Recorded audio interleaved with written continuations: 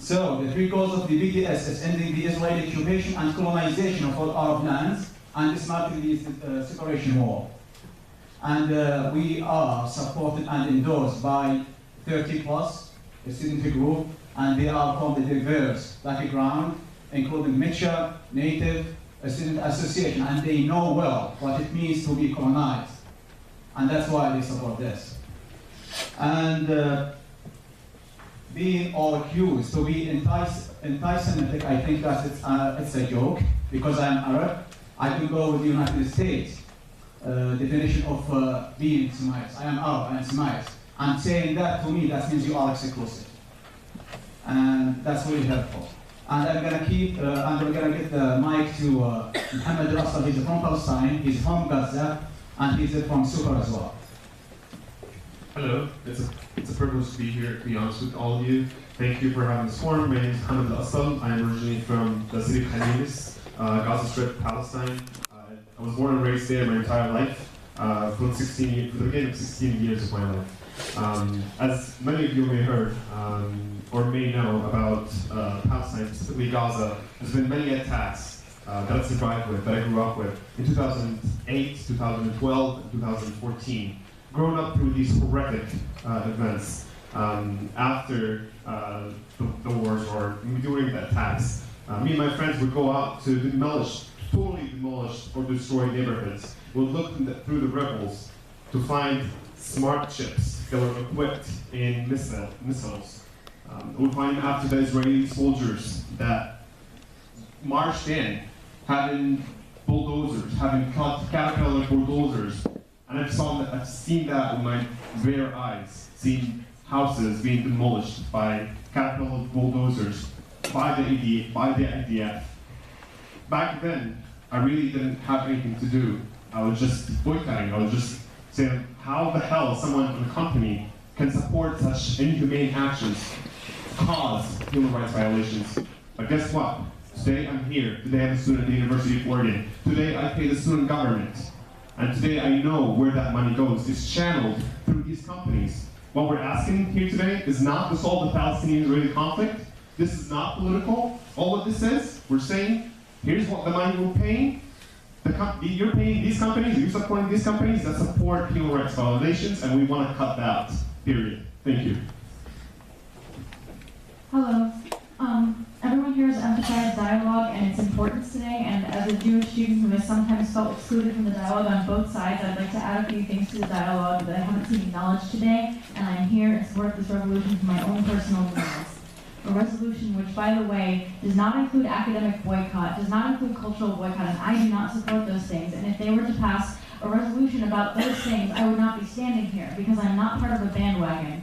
I'm an individual, and a lot of the people who are saying that they want this dialogue and that they want to build bridges don't show up to sides of the dialogue that aren't on their one side. And I see a lot of hypocrisy there. There's been a lot of sentiment here tonight that acts as though I have to choose between something that I see as moral, knowing the struggles my Palestinian friends are going through, and my own safety. They bring in rising anti-Semitism, and I've experienced personal acts of anti-Semitism. I don't think that it's as simple as any motion, any boycott effort will lead to anti-Semitism. I think that's oversimplistic. I was at a pro-Palestine event the other day where there was an anti-Semite, and every single Arab Student Union member and Palestinian stood behind me to get him out of the room. Whether or not our boycott of specific corporations, that is all I'm supporting here today, leads to rising anti-Semitism is based on how we handle it as a campus, and I just don't think this issue is as black and white as it's being made. Thank you. Make no mistake, when our university buys these products, our tuition is funneled into an already extensive military to perpetrate human rights violations. Human Rights Watch has found Israel guilty of violating human rights by bombing civilian houses, schools, and hospitals in Gaza, forcing families from their homes at gunpoint and burning their olive trees to make room for new settlements. Then, it steals water from Palestinian aquifers and forces them to rebuy it at predictably inflated costs. Palestinian women in labor often give birth in the sand behind military checkpoints, even when there are hospitals nearby, because they are restricted from traveling freely into Israel for health care. Half of babies born under such circumstances die, and often so do their mothers. Israel has used butterfly bullets on Palestinian protesters, which expand inside the body, shredding organs and shattering bones. In several cases, IDF soldiers have shot protesters and waited for them to bleed out before calling an ambulance. They have released excessive amounts of tear gas, suffocating young children, and have deployed white phosphorus to burn through skin and bone. All of these practices are banned by international law and render the body too damaged for medical intervention, causing a slow and painful death. These practices are not defense, they are outright cruelty. Our money is being used to fund these weapons, checkpoints, and prisons that violate international law. If we pass this resolution, we join a growing number of institutions that are pressuring Israel to rethink its policies of senseless violence, and if we don't, there is more blood on our hands. Hello, my name is Xander Berenstein. Being Jewish is one of the most integral parts of my identity. I am fluent in Yiddish. I grew up in Hasidic and modern Orthodox communities. As a Jew who grew up in Eugene, I am intimately familiar with anti-Semitism. This struggle has only increased with the election of Trump, who condones white supremacy, who appointed known anti-Semite Steve Bannon to office, but who is also celebrated by the Israeli government. BDS explicitly takes no stance on Israel's right to exist, and that it rejects Islamophobia and anti-Semitism. To say that BDS's demands inherently call into question the existence of Israel is misinformation and implies that Israel cannot exist with equal rights and a right of return for Palestinians, two requirements for a true democracy, which I desperately hope is not the case. And in boycotting the corporations that profit off the occupation, I am also standing in solidarity with the Israeli Jewish working class, whose labor is exploited by these companies. On Birthright, I learned that in some Tel Aviv neighborhoods, the cost of rent alone is similar to monthly wages.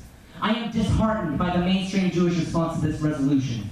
This resolution is being co-sponsored by over 30 campus organizations, including Jewish organizations decolonizing Judaism.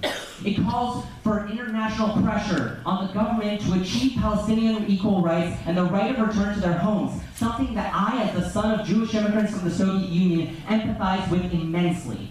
It is no coincidence that there are thousands of Jews now and throughout history that have been critical of the state of Israel and worked in solidarity with Palestinians.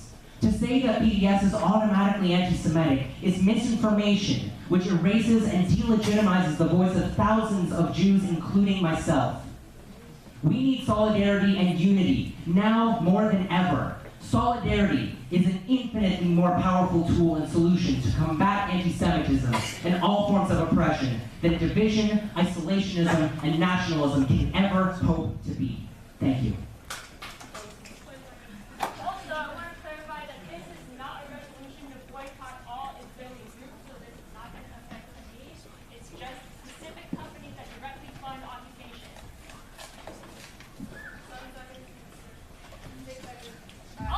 Vote yes for the resolution, please.